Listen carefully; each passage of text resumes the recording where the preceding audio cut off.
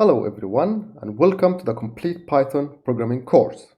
In this video, we will talk about loops in Python. This video is part of the beginner tutorial. In the previous lessons, we created lists. Let's create a list. Names equals James, David, Lisa, and Carol. This is a regular list. Let's try to print that. Print names, Python 3, main.py, and Python printed my list as is. Let's just add something here for reference. This is at index 0, this is at index 1, this is at index 2, and this is at index 3. To access an index, to access a value by its index, we just use brackets and the index of the value we want to access. Let's run that, and it returned James. Lists values are independent from its indices. For example, you can add James here again. Let's see, and print our list. And Python printed my list with James, David, Lisa, Carol, and James again. Values are not required to be unique in a list. Looping allows us to perform specific action for each item in our list. Let's start with the for loop. The for loop syntax is for value in iterator, but let's go with a list for now, colon, and statements to execute. Notice that this is very similar to the syntax of the for statements because you have a for, and after the colon, you have the statements to execute indented because Python needs to group your code after the colon. Let's see a real example, what we can do with our names list. The name of the list is names, and the value is one name. With each iteration, I will get one name. Let's print that. Print name. Let's run our program and see what Python says about that. And Python printed each value in my list, one at each line. Notice that the syntax is always value in name, and just before it you add the for keyword. This is simple enough. Now let's create another list. Numbers equals, let's add 85, 84, 15, 93, 24, 76, 52, and 41. This is a list of 7 numbers, and let's see what we can do with that or how we can loop our list. Although my list has numbers, Python still added indices for each number in my list. The indices looks like that. And you can access any value by its index. So numbers 0 will return 84, numbers 1 will return the 15. Print. Let's see just that an example, and save, and let's run our program, and Python returned 15 to my screen. Let's loop this list and see what we can do with it.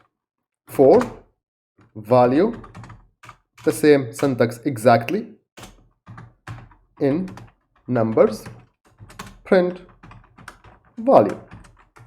Of course, the word value here is not a keyword. You can just do anything you want in here. For num, in numbers, print num.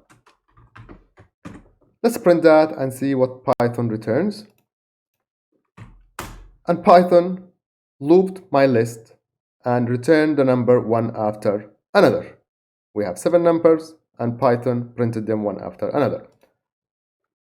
Here we can nest if statements, if num.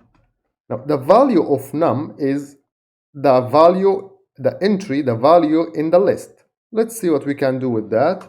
More than 50, print num, else print number is less than 50. Let's run this code.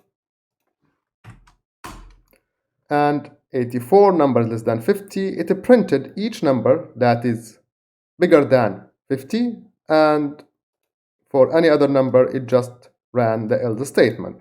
This is just so you see how we can add the if statements inside the loop. I know that this is easy and we talked about if statements, but also you should know that you can execute any code you want for each value when you are looping values.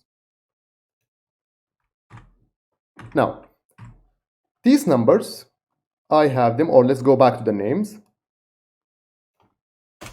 What if I want to know the index of the value while looping? That's also possible. For number, or for name, in names, print name. Now this will print the name one after another. I need to know the index of each name. Let's do something else. Python offers us a function called enumerate. Notice I will surround my names, my list, with the word enumerate. Enumeration means return me the key, the index, and the value as well. It will return me 2, index as value, but here I have name. How to access the value? It will return 2 of them, so I can tell it give me 2. So let's call this end, and we call this the name. Enumerate, the same syntax except that I surrounded my list with enumerate to make it return 2 values instead of 1, and here I am expecting 2 values. So in my print statement takes multiple arguments. Here I'm adding the index and the name, and let's see how is that printed. Clear, and then our program, and Python printed the index beside each of the entries, the index and the value.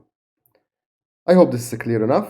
You can loop the list by index and value by using the keyword or the function enumerate.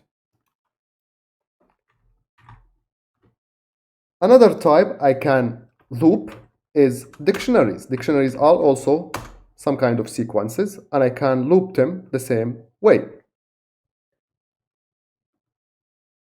Grades equals, let's create a list of names, James, and these are grades. I have the student name and the grade of the student. 50. Next name would be Richard, and 60. Let's get rid of these or recommend them so they won't create any confusion. Linda, and 70, and Susan, 45. This is a dictionary of 4 values where the key is a name and the value is a grade. How to loop that? For also the same value in grades. Notice it's exactly the same as looping a list. Let's print value. Let's run our code. And Python printed the keys with each iteration of my for statement. Python printed the key of my dictionary, not the value. Why? In the case of names, which is a list, Python will iterate the values, the same as if you use any statement. And in this case of the dictionary, it will always iterate the key, not the value. How do you access the key here? It's very simple. As we said, we access the values in our dictionaries using the key. With each iteration, I have the key. So I could access the value by saying grades and the name of the key, which is value. So let me make that clearer by making name. We know it's the key, or you can call it key. And I have the key with each iteration. I can go to my dictionary and use the key. Let's print that. And Python printed the values instead of the keys. That's easy enough. There is another way to get the key and value, the same way we did for dictionaries, but these are the same way for lists, but these are dictionaries. They don't have enumeration. They don't have numbers. The keys, you assign the keys. The other way is items surrounded by parentheses. You are instructing Python to return the item. That's an item. That's an item. That's an item. You're asking Python to return the item. The item has two values. Python will return two values, key and value. If you have the key and value, you can access them directly. Grades, key,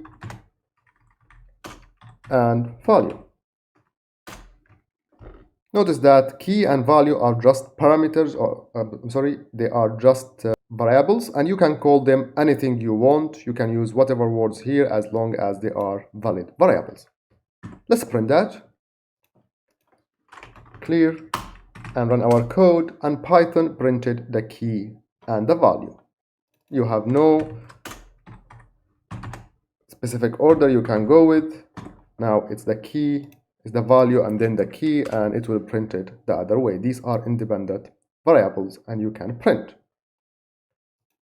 Now, let's see one more example. Let's go back to our names to see what we can do with these. Let's say if we have a list and we need to know how many people of a specific name are in our list. Think about it for a second. Let's just arrange that to have some more space.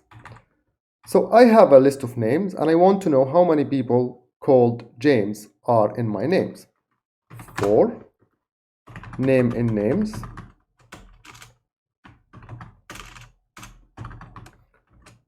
comma, colon, if name equals, let's put it here, name to find equals name to find, and we will put it here for now, James. Now, I need to know how many people. Let's create here something, we call it counter. That's just a variable. Its name is counter and it's equal to 0. For each iteration, if the name is James, I will just increase my counter by 1. Counter plus equals 1. Plus equals, we talked about it, it increases the value by 1. Now, at the end of my loop, print counter. And let's add it. Now let's leave it like that, just the number. Let's run our code and see what it returns. And it returned 2. We have 2 James in our list. That's correct. If we change the name to David and run our code, it should return 1. We have 1 David in our list. That's simple enough. Now, strings are also sequence types. Let's try to go with a string this time. Let's remove these. Let's create a string hello equals hello world. And let's try to see what we can do with that. It's a sequence type. Sequences can be looped. Let's try to loop this for character in hello print character. Exactly the same as the other sequence types. And if we run our code, Python will print hello world, each character at one line. Now that's useful.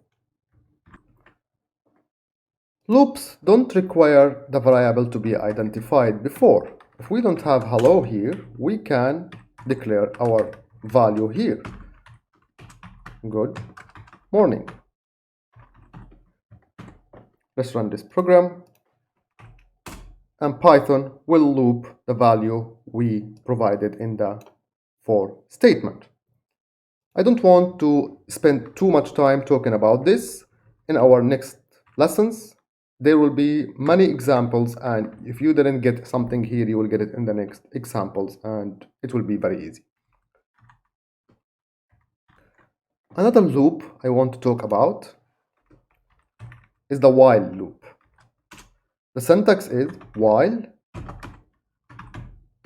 condition colon statements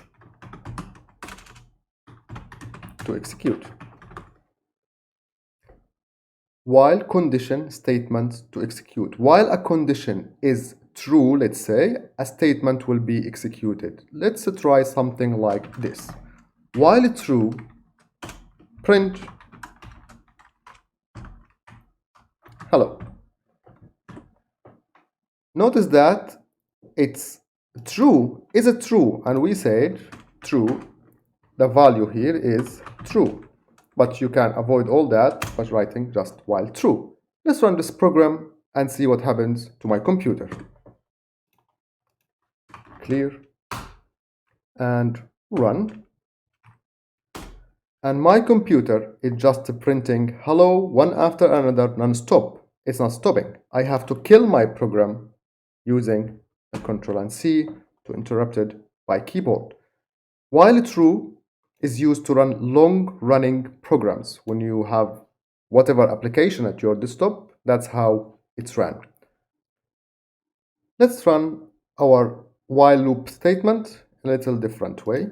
Let's create a variable a equals 10 while a is smaller than 10. Now I will change this to 1. While a is smaller than 10, print a. I am instructing Python to print a while a is smaller than 10. Let's run this program and see what happens. And Python is printing 1 non-stop. I also have to kill the program using Ctrl and C because it's non-stopping.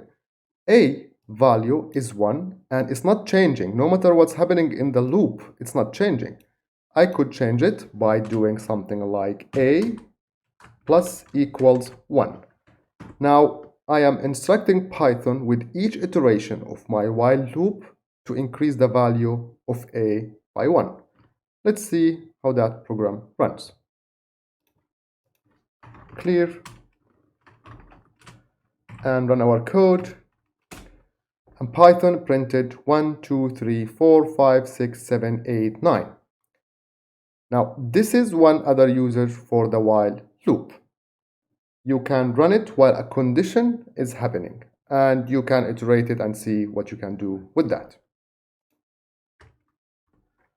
We will talk about while loops in the future in more details. We will not need them in the short run, so I would like to introduce something else. Ranges. Python can work with ranges, and for I in, notice the syntax, range 10. In this statement, I'm instructing Python to create a range of 10 numbers, and I'm looping the range. Print I. Let's see how that goes. Notice it went from 0 to 9. I asked Python to create me a range of 10 numbers, and Python created the range, and I worked with my range. It's much easier than using while statement for now. You can use your range to create any number of values, and Python will create them and even printing them very quickly, and you can even make the number very big and the system will run it very fast. Let's see a few examples so you make sure that you understand the concept. Greeting equals good morning. Now, look what I can do with this. For character in greeting, print character. And this will print the characters in good morning one after the other. Now, let me create here a new variable equals none. And for each iteration of my loop, I will add the character to my new variable. New var equals plus equals the character. Let's run that and see how that goes, and then print. Let's print here new variable and print new variable after the loop. Let's run our code and see how it goes. My variable before the loop was nothing. Now it is good morning. Let's see how was that built. Print new var. I am now printing new var with each iteration in my list. Let's run this. Notice that you have it empty, then it has the letter G, then it GO, GOO, and good. Now, this is a good illustration, so you can see that Python with each iteration can execute as much code as you want, and in this case, it just did it that way. You can play with these things, but don't use too much big numbers, like especially in the ranges, because it might actually freeze your computer if the numbers are too large, and that can be a good practice to get used to for loops and the ranges. We will talk about loops in much more details in next examples. So for now, this is an introduction, and you can work with that and see what you can do with it. If you like my videos, support the channel by subscribing. Until then, have a great time.